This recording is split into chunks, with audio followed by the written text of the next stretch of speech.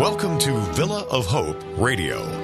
Brought to you by Villa of Hope, partnering with individuals, families, and communities to rebuild relationships, recover potential, renew hope for the future.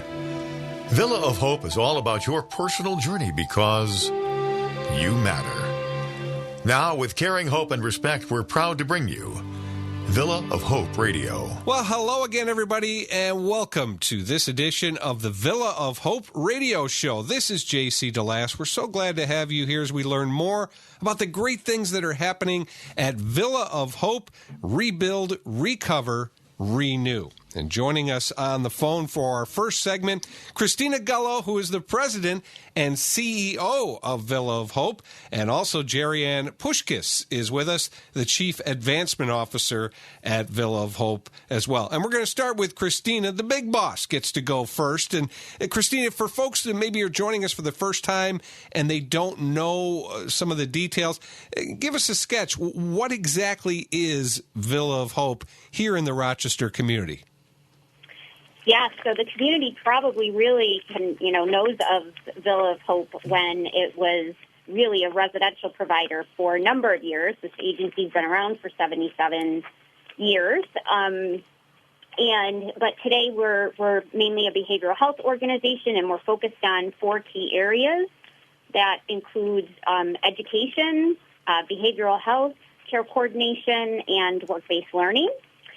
So we do have some residential services still, but they're very small and very specialized. And we also have trauma certification in the sanctuary model. So right now we're doing a lot of our outpatient work and our education work remotely, which is, kind of a whole new world. And the majority of our 400 staff are working that way right now. So for people that are seeking out your services, is it it's not really necessarily a school in essence, is it? Or are you going on site, or do people come to you, or is it a little bit of both? So it is mainly it is a day school, 7 through 12, and we serve surrounding districts. Okay. So sometimes some of our kids come as far as like Hornell, Geneseo. So it's a very long bus ride. So being able to continue to do the education with those youth it's really critically important. Well, it's so important, especially now with, of course, everything that we're going through with COVID. And I would imagine you guys, just like all of us, really challenged in these times for what Villa of Hope does. First and foremost, how are you guys doing right now with COVID and everything happening? We're doing well. I think that, there's a focus on both the keeping communication flowing with staff, as well as, engaging and motivating and keeping connection with staff. So, we've implemented weekly manager-supervisor meetings every Monday that I am on with my team. And then I make sure that I get around to all of the team individual meetings, because that's really important, because people need to understand and to be able to feel safe. And when people can understand what's happening and how the Villa is responding and keeping our staff safe and informed, then they're able to turn around and do a more obviously effective job with the people that they need to take care of. So that's been a big focus of ours. And we're getting some good feedback about that.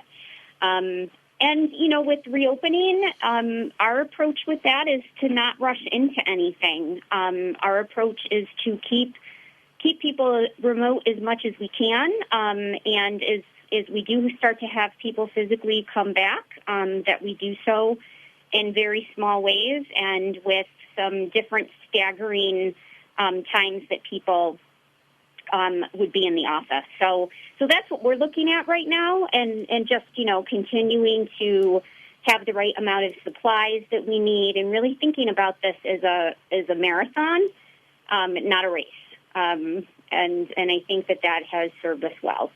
Christina Gullo on the line with us, President and CEO of Villa of Hope. And Christina, of course, the stay-at-home order, a tremendous impact on all businesses, and for you in particular, to have your clients, your students, there in a face-to-face setting, obviously very difficult to do now and impossible in many cases. So how have you been able to overcome those challenges? Lots of technology and lots of training on the technology. And so, we've been able to apply for some grant opportunities that is specific for technology needs, which has been extremely helpful because, obviously with a total of, 70-plus youth that we're serving just in the education program, that's a lot of equipment for both the kids and our staff, and it's using some different technology and software systems in order to be able to plan ahead for what we're going to need to do in the summer months because we run school year-round, and then also just be prepared that if we have to still stay remote in September, that we're able to really do that effectively. So technology has been a huge piece of the puzzle and a huge cost for us.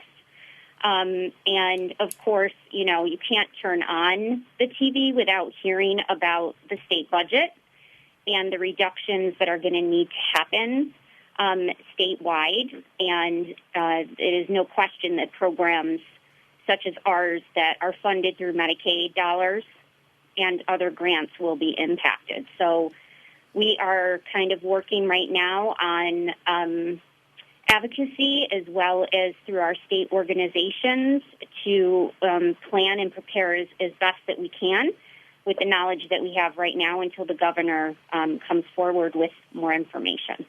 Well, let's bring in Gerianne Puskas as well, the Chief Advancement Officer of Villa of Hope. And Gerianne, of course, Christina talking about the technology and how important that is to continue for Villa of Hope to do its work.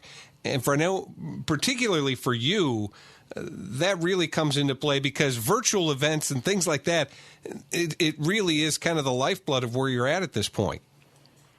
It is. A lot of what we do in the development department is built on relationships. And we do so much of our work face-to-face, talking to people. So we are now relying on different types of technologies to reach out to people, to connect with people, at a time when critical funding is just, it's hard to find. And as Chris said, we've had up our game in a lot of different areas. So we're trying to make sure that we can still fulfill those needs internally through fundraising. So, one of our biggest events, in fact, our biggest event of the year was our gala, and that was scheduled for May 9th. And unfortunately, we had to obviously postpone it. We postponed it to the end of June, and then we decided to do a virtual event. And I think, the virtual event is looking like it's going to be very well attended. It's going to be fun. We're trying to do something different. But it's hard. We're not going to have 2 hours of dancing with our donors and our partners and that social time that we've had in the past. So we're dedicated to making sure that we really have an opportunity to tell the Villa story and to allow people the opportunity to support the Villa as well. So that event is now going to be done on June 13th. And because there are a lot of nonprofits who are doing the same thing, a lot are doing Facebook Live events, they're doing YouTube events, we want to be a little bit different. So we turned to our friends at Channel 8, and we will actually be having a live televised gala for 30 minutes on June 13th. That's wonderful. I mean, that's great that they partnered with you, and they also saw the value of helping to get the word out. Absolutely. And knowing what our community is facing right now, we are facing a lot of trauma. A lot of people have been traumatized by COVID, and the services that we offer are so expertly fitted for what people need. And the theme of our gala was initially recovery, and we were talking about mental health and substance use recovery, and we've decided that it is now community recovery from COVID so that we can bring it all together and bring our entire community, not just the people who bought tickets, but everybody in our area can attend, learn about it, and we can all recover together. Well, Gerianne, that face-to-face meeting when you have events like the gala, a big-time event, you lose that face-to-face, but I know you guys, as you said, you're doing a lot of different things, whether it's technology and now also your partnership with Channel 8 to help kind of replace that. Have you had, I mean, you mentioned that you've had a really good response to that so far. Has that surprised you, how people have kind of taken to that? Our partners are very dedicated to us, so I don't know that I'm surprised, but I'm very happy to see that, and that folks see the value, and they look forward to hearing how we're doing and hearing how some of our patients are doing, and knowing that we have a very special surprise for one of our young men during the event. We're giving the Champion of Hope Award to Senator Joe Robach. And even hearing stories from a couple of our co-chairs, Nancy Wilkes and Gail Morelli. Well, you've got some wonderful people there. I mean, Senator Robach, there's just nobody better in the community. He does so much, and I know he's been tied together with you guys for quite some time as well. He has, and that's why he was chosen for the Champion of Hope Award. He has done so much for us over the years as far as supporting us, for grants and different pieces of financial support, but also as a person and an advocate for some of the things that the Villa has needed, and to really be a friend to us when working with the town and working with the state. He's really helped us make a lot of things happen, and that's, he's a big part of why the Villa is where we are today. Well, we're going to miss him in New York State, along with the Senator Rich Funke, both stepping aside this year. Just two great champions for local community organizations. Yeah, it'll be interesting to see where we go next. Well, we'll keep our fingers crossed, right? Yes, absolutely. We never know these days. Christina Gullo is also with us, and Christina, again, as president and CEO, you've seen a lot with Villa of Hope. You've been there, going on 10 years now.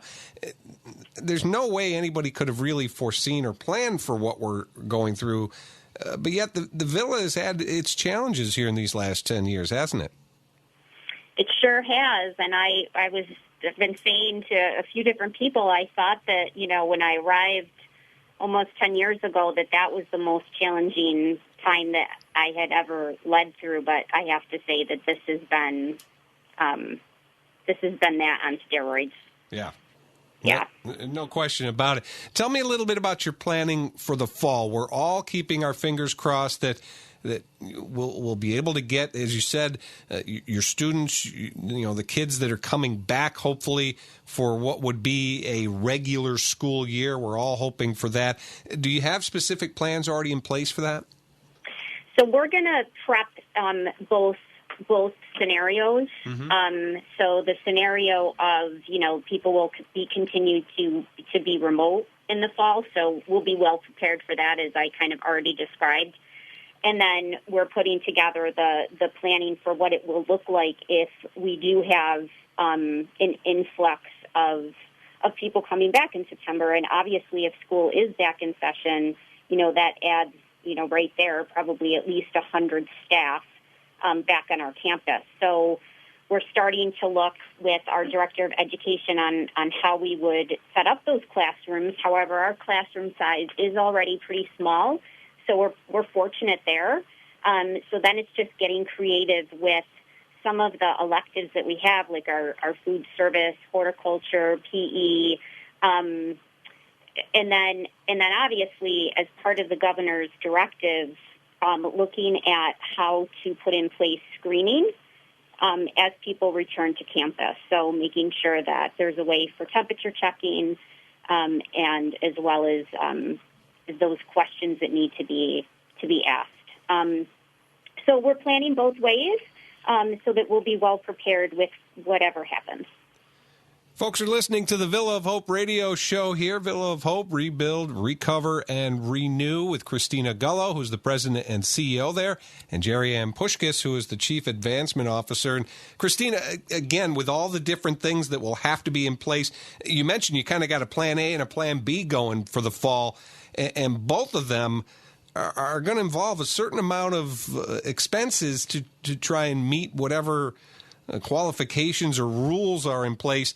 That's tricky stuff, right? I mean, as you mentioned already, the state's budget shrinking seemingly by the hour. So I would imagine it's a nervous time, but it's also a time where you guys know what you have ahead of you, and you're going to just have to get to it, I guess. Yeah, it's a time where you have to get comfortable with some of the unknowns, and my approach to this is always to plan for the worst and, hope for that it's going to be better than that. But I think, for us, we've got to make sure that we're putting a very conservative budget together, that we're being realistic as we look at that, and not overshooting on revenue numbers, because we know that, COVID-related illnesses are going to have an impact on either kids coming to residential, kids being able to be in school, possibly even some of the remote work with that. We also are tracking our COVID expenses, so I know we're well into over $500,000 at this point, because when you start looking at cleaning supplies and PPE supplies, and paying people additional time if they happen to be working with any positive cases, all of that adds up, and it adds up very quickly. So we have to make sure that we can stay on top of this, have good assessments, and respond quickly as we're impacted in any financial ways that we are not planning for. That's what's going to be the key. And that's hard, because that impacts people's lives, people that are here working for us, people that are receiving services from us, and that's probably the thing that keeps me awake at night more than anything else. Well, and Gerianne, as well, with this virtual gala that you've got coming up on June 13th, makes events like that even more important, because that whatever you can raise from an event like that is going to be so important. It's always been important, but it's even more important now. Yes, it is.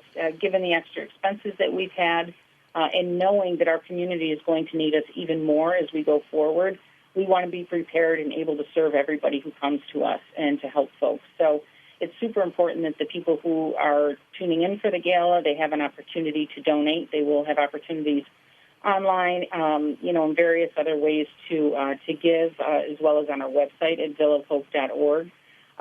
So we are providing those opportunities, as well as an ability to dedicate it to something that they may be interested in, whether it's education, workforce development, care coordination, any of our programs.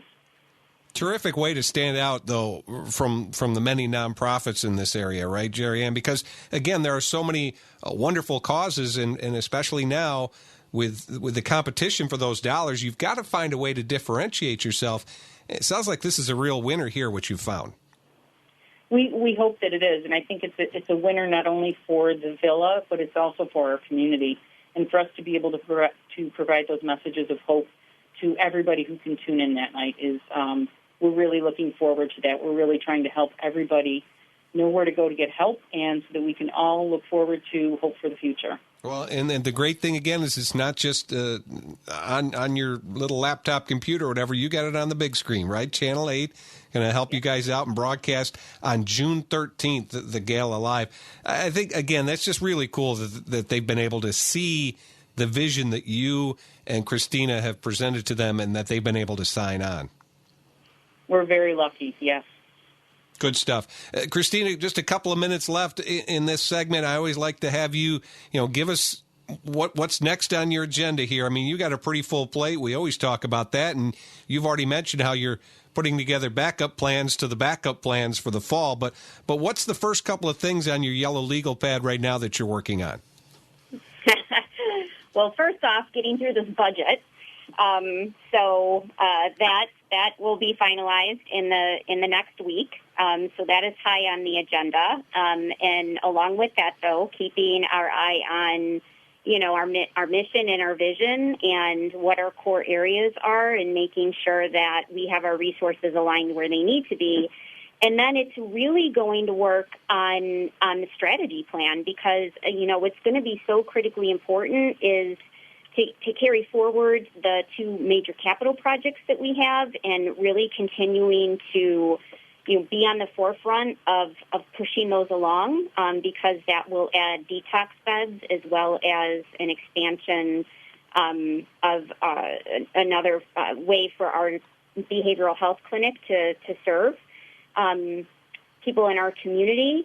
and also begin to, really look at our education strategy, expanding and really looking at how we can improve upon our voc ed services and our work-based learning services, and then our expansion of our core care coordination programs throughout Monroe County and other surrounding counties. So that's really key to what we need to achieve over this next year, and then, layer that in with the infrastructure that you and I have talked about before and the importance of data analytics and being able to really look at performance improvement mechanisms and to really be able to report out on how we are actually impacting some of those social foundations. So that's really what we need to keep our eye on. And to not get overly distracted by the fires that happen with COVID, needing to address them, but making sure we're coming back to the continued strategy movement for this organization, because we cannot lose sight of that.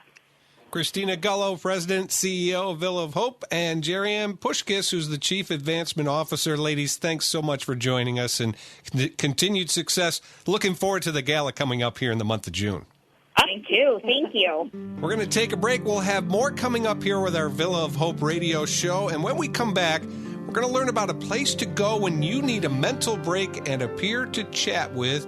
And that's Hope Place. You're listening to Villa of Hope Radio on the WYSL radio stations.